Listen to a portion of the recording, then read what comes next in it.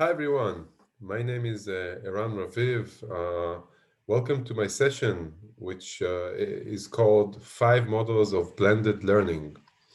I'm the head of CampusIL, Israel's national initiative for digital learning. CampusIL is a part of the Ministry of Digital Affairs of the Israeli government.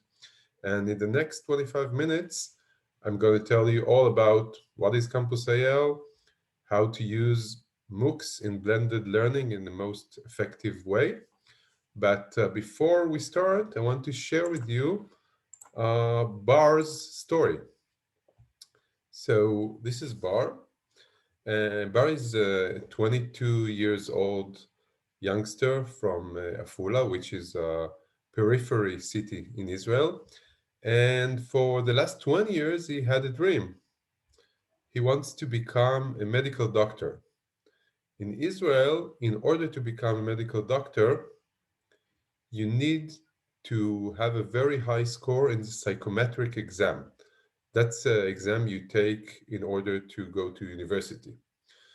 Bart tried 7 times to get the required score and failed again and again and again. He tried to learn it by himself.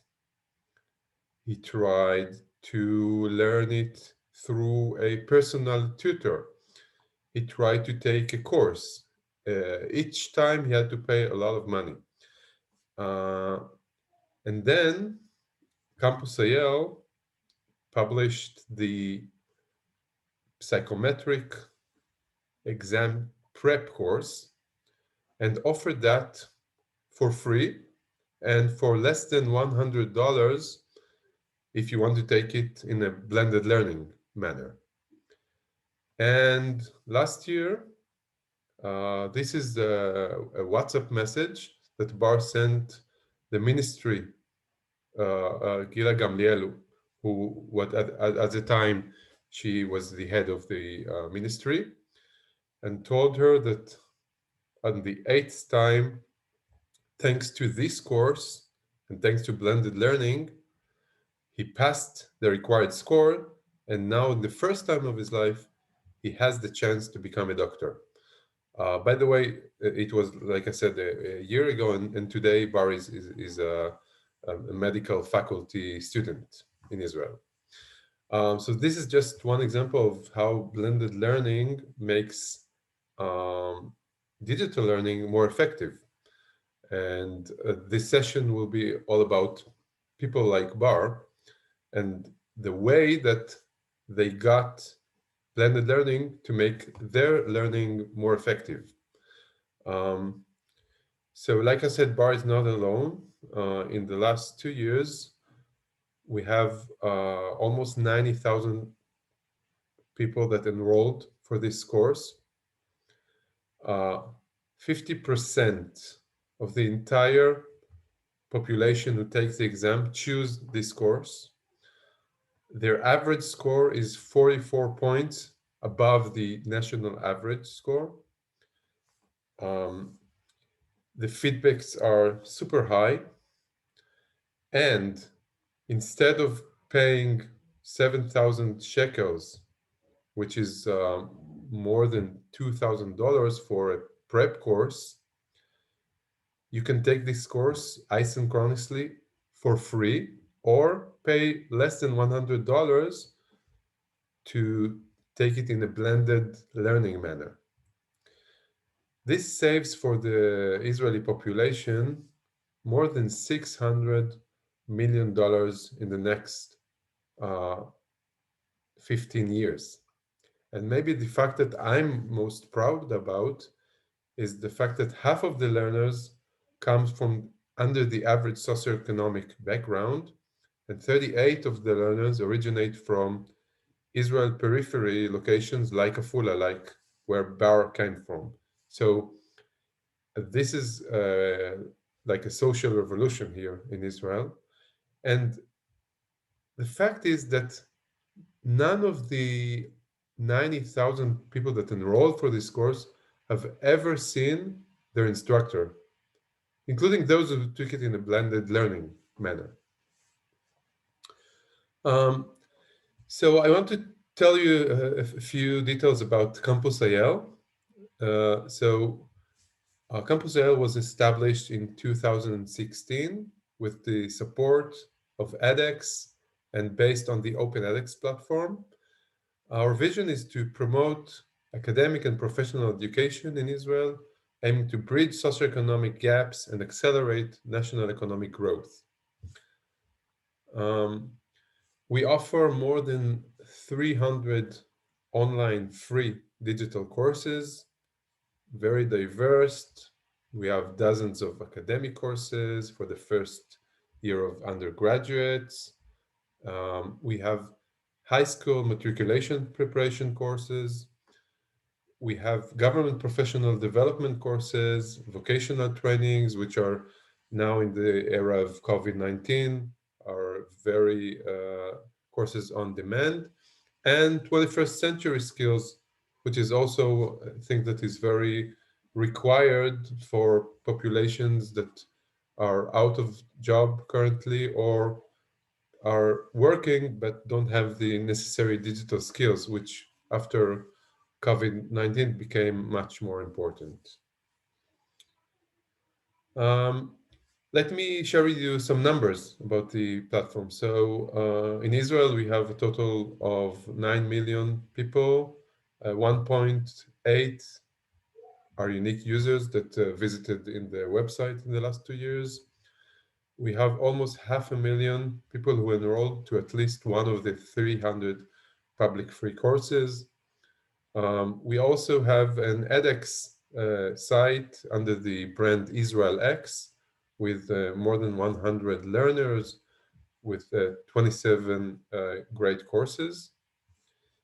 And we have more than 100 professional development courses for teachers, which is very important because if I'm a youngster and I get the habit of taking online courses when I'm in junior high and high school, it will become a very useful skill in the future when I go to university or in general become a lifelong learner.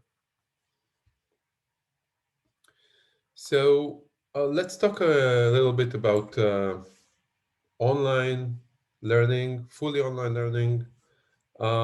As we know, it's just not enough for most of the learners. So if I'll refer to the famous 2016 Harvard and MIT great research, we see that only 7.7 percent finish the courses they started. And we get similar stats from other researchers. We know that most of the learners are not equipped with the skill set, with the self-discipline of taking this journey of a MOOC and finishing it. So there are numerous methods that have been tried throughout the last 10 years to make this effort more effective. Um, and we see that you can go to the on the my right fully online 100% asynchronous learning, or you can take classroom teaching method with 100 synchronous learning, or, and that's what we're trying to do in the last 2 years, take these beautiful, great quality MOOCs and make them more accessible using blended learning. Now, I think COVID-19 taught us that the blended learning concept has changed a little bit. As you can't meet your classroom mates in class physically, you can meet them on Zoom or Google Hangout or Microsoft Teams. Uh, and this will still be blended learning. The combination between synchronous and asynchronous digital learning, we already use that term as blended learning. Um, so why blended learning is so important. Before I dive into the models I promised in the first slide, I want to share some research facts and some concept to understand why is it so important.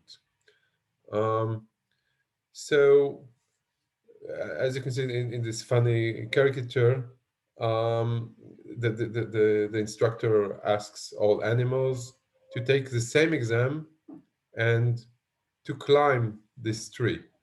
Now, obviously, the monkey, it would be easier for him. No, the thing is that not all learners take the MOOC and come with the same background, with the same skill set of learning, with the same experience. And the fact that there is an instructor that can give every learner is the needed attention and the needed guidance is something that is very crucial. How crucial it is, we'll see in the next two slides. So, as you can see in this chart that was published in the Science magazine, it's actually based on your HDI category. So, in simple words, if you come from a house with means, the odds you will get a certification is much higher, as you can see here, as opposed to if you come from a medium or low HDI rating. Um, this means that's not very good news for the MOOCs movement, as it started as a thing of equality and free access to education for all. What we can see that it reflects the situation that was a decade before there were MOOCs, as you're dependent on your very needed skills of self-learning, which if you come from a lower HDI rating, will not be on your side. So that's where blended learning becomes crucial. Let's see some photos of blended learning with our courses. Uh, it's mostly in periphery, people that come from under the average socioeconomic background, and that actually makes a difference. Um, so three more facts before we dive into the models. Um, First fact, um, published in Harvard Business Review 3 years ago. Uh, they surveyed several hundreds of companies using MOOCs, and this research found out that completion rate were up to 58% of learners, as opposed to 15% when the employer provided support for MOOC using blended learning as one of the methods. Uh, um, so it's huge. It's like almost a factor of four. This is really important. Um, a different research from 2019 found that there is a significant effect comparing the pre-test and the post-test scores um, between academic groups that studied the course fully online or in blended. And the last research fact is the one that states that using MOOCs in blended learning supports part-time students in achieving their learning goals. Which again, it goes to the population that is not wealthy, that don't have the means, that need the extra guidance, that need the social, the time, framed environment in order to make this a tough journey successful. And now let's dive into the 5 models. So all the models are implemented in our initiative in CampusIL. The first one I want to present, maybe the most famous, is called Flipped Classroom. Um, we use it for the formal education system for high school students that take a MOOC as a replacement for a matriculation exam. So the matriculation score is not based on an exam that they take after the 3 years of high school. It's based on the MOOC scores. They have like dozens of assignments throughout the 3 years, and the accumulation of the grades of these assignments is their matriculation score. Um, and the research has shown that the score is higher than the one who take it in the traditional way. They report that they're more content than the experimental group that took it in the old way. And the, the model is based on the fact that they study the MOOC. They can do that, by the way, in their computer labs in school, but they do it by themselves. And when they meet the instructor in classroom, the instructor dedicates the 45 lesson for discussion, for practice, for simulation, and for class context content, which is very important. And we'll see that later when we talk about corporate organizations. Um, so how does it look in the MOOC? So this is how the MOOC looks. You probably see the Open edX environment. Sorry for the Hebrew, but the important thing about this slide is the fact that the teacher has one other link that the student can't see, which is the lesson plan for the lesson that he teaches physically in the classroom. So if there are like 3 hours a week, the student takes the MOOC during 2 hours, and the third hour is a classroom discussion or practice based on the this content which only teachers see in the MOOC. You can see has here that there are 3 different suggestions of how to deliver the third lesson. The first is called 5 question. The second is called comparing future and past. And the third is called comparing legitimate criticism to illegitimate criticism. And you can have, you see here, lots of links you can for extra materials. So the teacher has a very strong infrastructure for the third lesson that he teaches in class. So that was the first model, flipped classroom.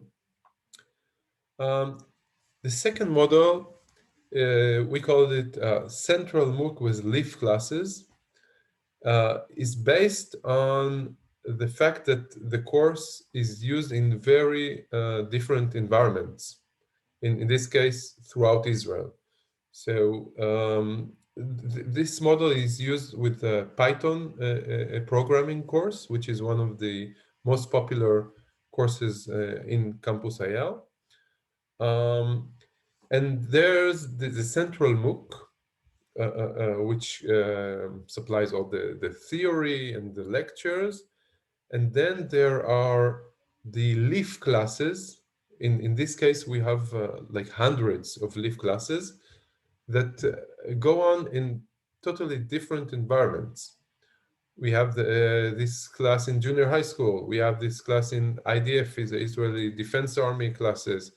We have these classes in community centers, and we also have these classes within the government for public servants.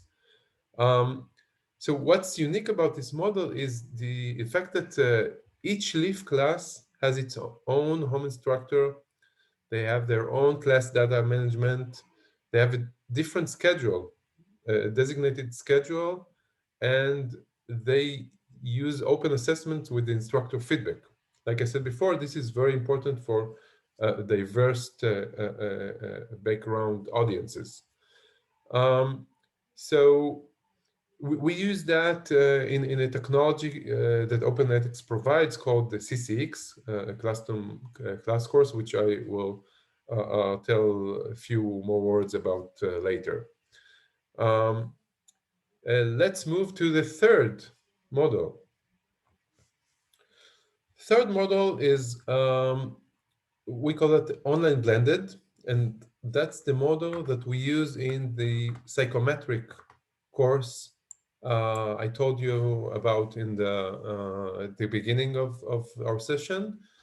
This is the course that Bart took, and then the 90,000 other youngsters in Israel. Um, it's based on the fact that there is the MOOC, which again gives you all the theoretical knowledge, the practice, and the lectures.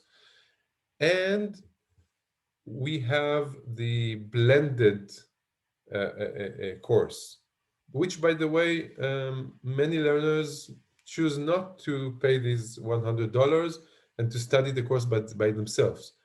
But we see that there is a connection between the socioeconomic background of the learners and the fact that they choose to take the blended learning track. So what do they get in the blended learning track? Um, they get synchronous classes. They have 50 other learners that are part of their class. They meet in Zoom or other synchronous tech tool twice a week for 14 weeks. They have mentor hours. They have an instructor, someone that they can contact and can advise them and can give them also the psychological support that you need from an instructor. They have the group in a WhatsApp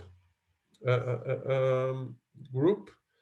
They have a Facebook group for all the learners that are taking the same exam. So um, they can, even it's 2 a.m., they can send a Facebook post or a WhatsApp message and feel that they're not alone and get the support.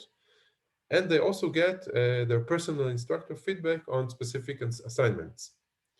Um, this is a huge important. In MOOCs, we talk many times about the loneliness of the learner. If you are part of a class that is taking a MOOC as part of the online blended method, you're not alone. You have your Facebook group, you have your WhatsApp group, you see your classmates at least twice a week. You have your mentor that you meet every week. So this is a huge difference, and I believe this is what makes the psychometric prep course so successful.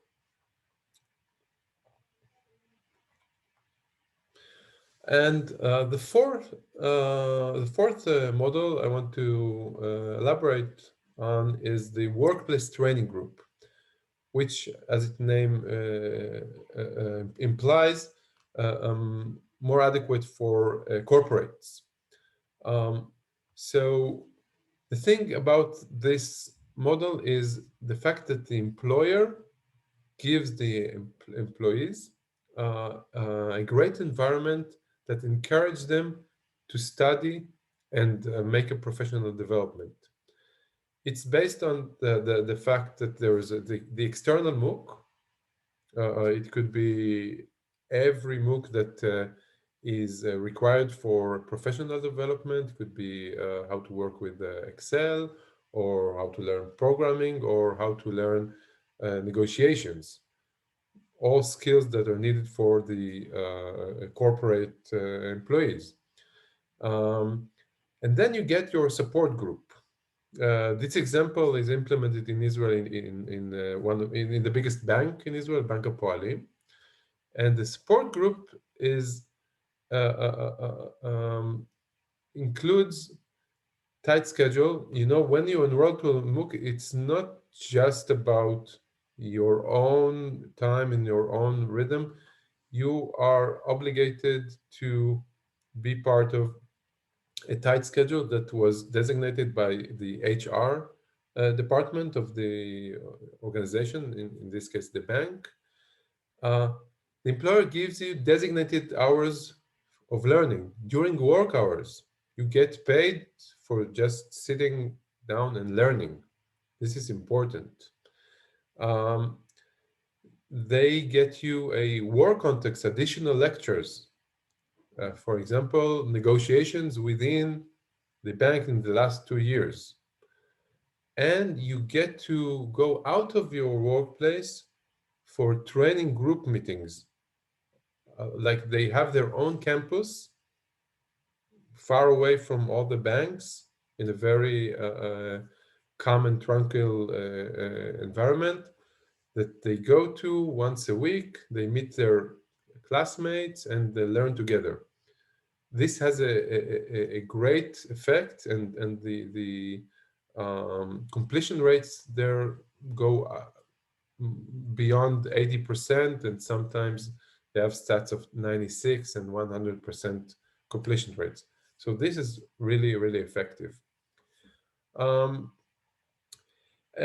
I want to conclude with two supporting technologies, one that we use today and the one that we're going to use next year, that supports all these models. The first one is CCX, Custom Class Extension, which gives every instructor in the LEAF classes the data on its specific learners. It helps him determine the rhythm of the course. He decides which content will be published and when. And the other tech tool that we will be launched next year is called Blender Plus, which, as you can see, is very colorful and vivid, and uses insights on specific learners based on the same information you get in CCX. And that helps me as an instructor see the situation of the people in the class and give me tips, which one is behind, which one accelerates, which one scores well, and which one the score is not that well. And that's a great tool that will help instructors to use this data in order to drive their class in a more effective way. So this is where our session concludes. I want to thank you for joining me. And you probably ask yourself, hey, you promised 5 models. You were talking only about 4. So the 5th model is every model that combines one of the 4 or something that we don't know about yet. So if there are other models that you guys use and you see as effective, I'd be very happy if you can share that with me. That's my email address, eran@campus.gov.il. And I want to thank you very much and enjoy the rest of the conference. Bye-bye.